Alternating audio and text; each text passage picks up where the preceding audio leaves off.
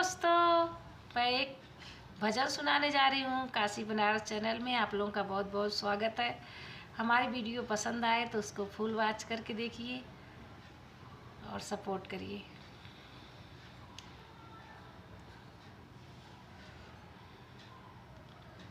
सात सहेली सरहद है पार, हम बिचवे में ठाड़। सातों सहेली बैतरनी है पार, हम बिचवे में ठाड़। अब की कसूर भोला माफ कराहो, हम अब करबो दान। अब की कसूर भोला माफ कराहो, हम अब करबो दान। सातों सहेली बैतरनी है पार, हम बिचवे बेठाड़।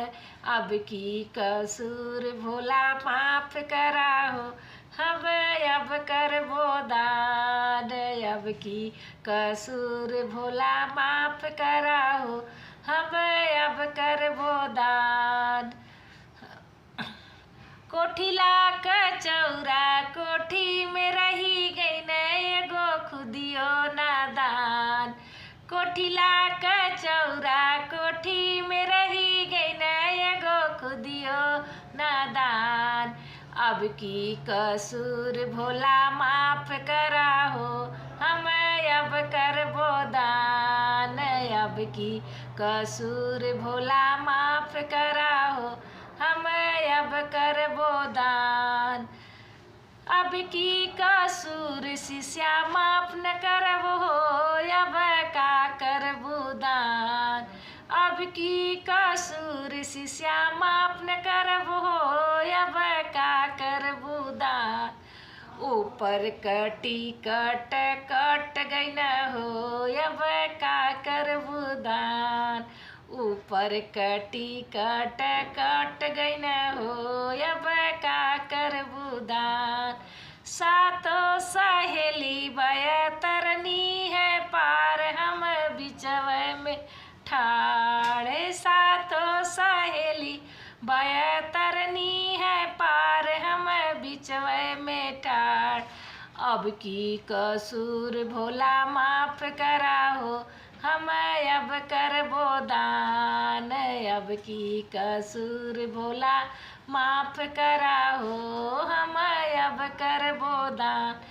अब की कसूर शिष्या माफ न करबो, अब का करबो दान।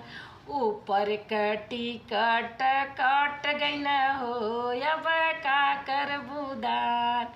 ऊपर कटी कट कट गई न हो, अब का करबो दान। अब की कसपातो सहेली बैतरनी है पार, हम बिचवे में ठाड़। सातों सहेली बैतरनी है पार, हम बिचवे में ठाड़।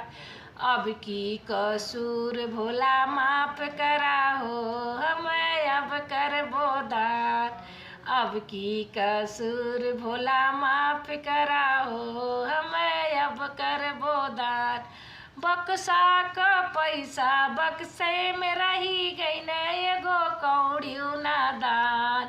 बक्से क पैसा बक्से में रही गई न एगो कौड़ियो नादान। अब की कसूर भोला माफ कराहो, हम अब करबो दान। अब की कसूर भोला माफ कराहो, हम अब करबो दान। अब की कसूर शिष्या माफ न करबो, अब का करबो दान। अब की कसूर शिष्या माफ न करबो, अब का करबो दान। ऊपर कटी कट कट गई न हो, अब का करबो दान। ऊपर कटी कट कट गई न हो, अब का करबो दान। सातों सहेली बैतरनी है पार, हम बिचवे में ठाड़। अब की कसूर भोला माफ कराहो, हम अब करबो दान। अब की कसूर भोला माफ करा हो